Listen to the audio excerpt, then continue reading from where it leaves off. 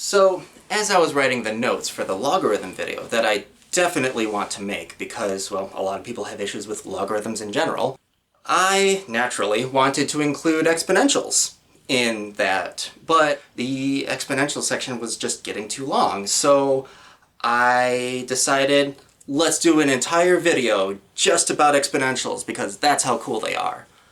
Why not?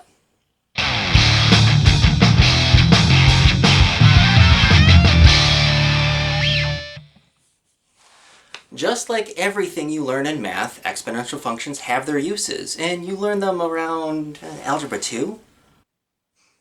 Wait a minute, you might say. I've been using exponentials since pre-algebra, I think. You know, exponents, repeated multiplication, such as quadratics, cubics, quartics, quintics,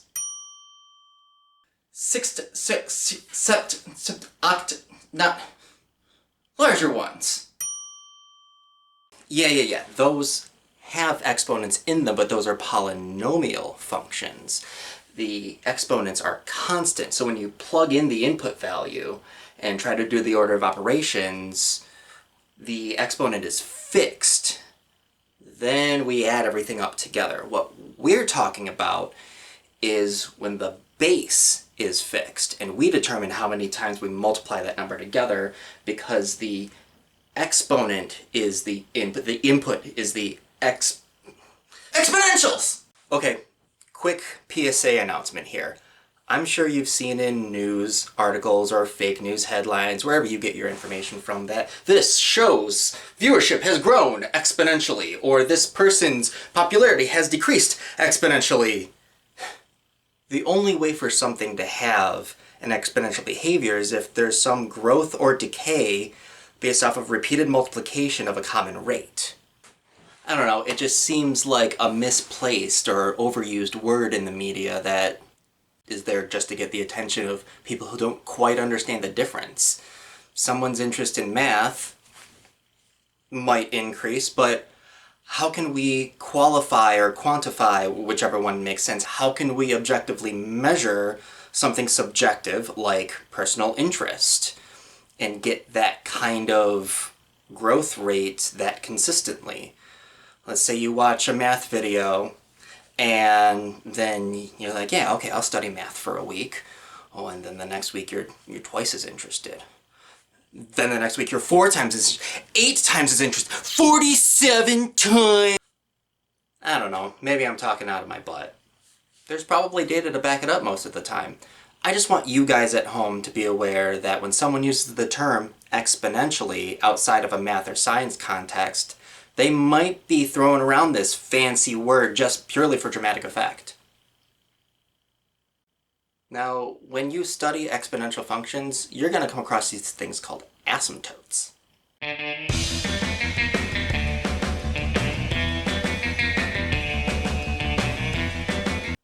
They're kind of like lines, or at least they're represented by dotted lines.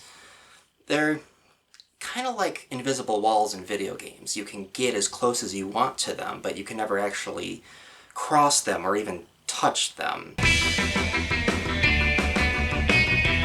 Let's remind ourselves a basic property of exponents. If you raise anything to the 0th power, it equals 1. And you can see that holds true for any base for any exponential function. That's kind of like saying, we multiply a number by itself 0 times. Well, that doesn't really make any sense, but okay, repeated multiplication 0 times anything divided by itself equals 1. Yeah, that checks out. But what if we wanted to take the number, let's say 2, because I really like that number, and raise that to some exponent and have that equal 0? Well, we can try a really large number, a really small number. We can try fractions, negative numbers. No matter what you put in for the exponent here, you're never going to have an output of 0. Try it, seriously. But don't try it, because it's not possible. That's where the asymptote comes in. You can take 2 to a really, really negative number, because when you take the exponent as a negative number, you do the reciprocal property, which means it's going to be a fraction. So if you raise 2 to the negative 4th power, it's going to be 1 over 2 to the 1 over 16. Then you'll take 2 to the negative 10th power, which is 1 over 1024. Still not 0, but as you can see, if you put in larger and larger negative numbers, you're going to get outputs really, really close to 0, infinitely close to 0, but never actually reaching it. And that's why the asymptote is there. It's kind of a guiding line to show us where the function lies. Oh, with the parent function like this, the asymptote is the x-axis, so we just get to bump it up a little bit. There it is!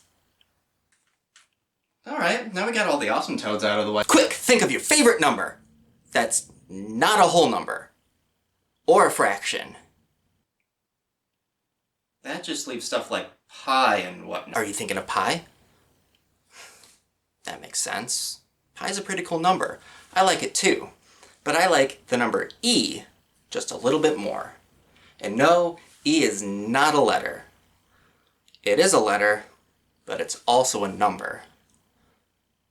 Pi is also a letter, but it's a Greek letter. Let's talk about e. The first person that really brought this phenomenal number to life is this math superhero called Leonard Euler. Now the fact that the letter e, the number e, is attributed to the guy whose last name also starts with e, that's actually kind of a coincidence. He was just dirtling around with letters and numbers, and this was the one that stuck.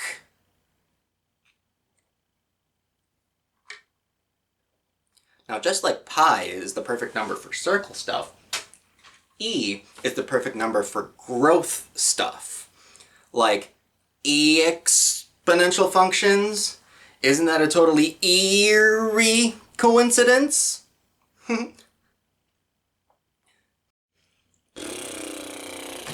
Do I want to talk about the construction of e?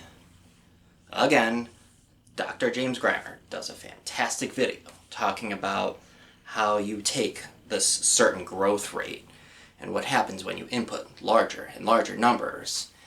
And when you take the limit as x approaches infinity, how that equals a specific, amazing mystery number. In my last video about factorials, you may recall this example that I used when I was explaining the Taylor and Maclaurin polynomial expansion of functions. What? Wait another minute! You might also say. I thought we were talking about exponential functions, not a polynomial function. You said that those were different things. Yeah, because this is the Taylor and Maclaurin polynomial. I don't want to say it again. They're different. They're still different. Calculus.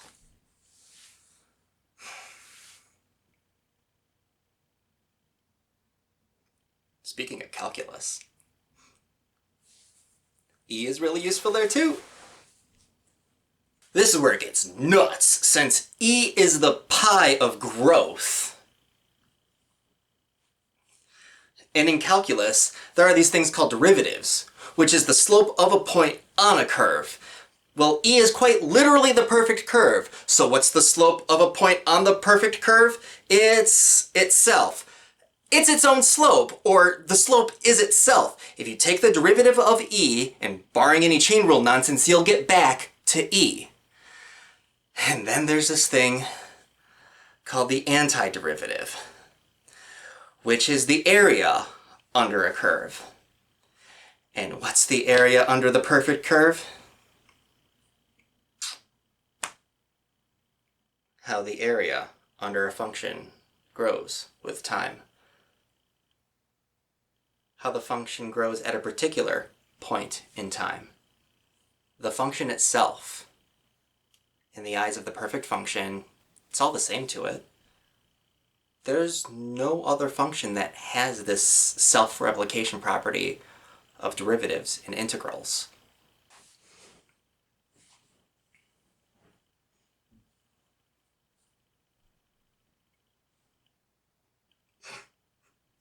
Thanks for watching.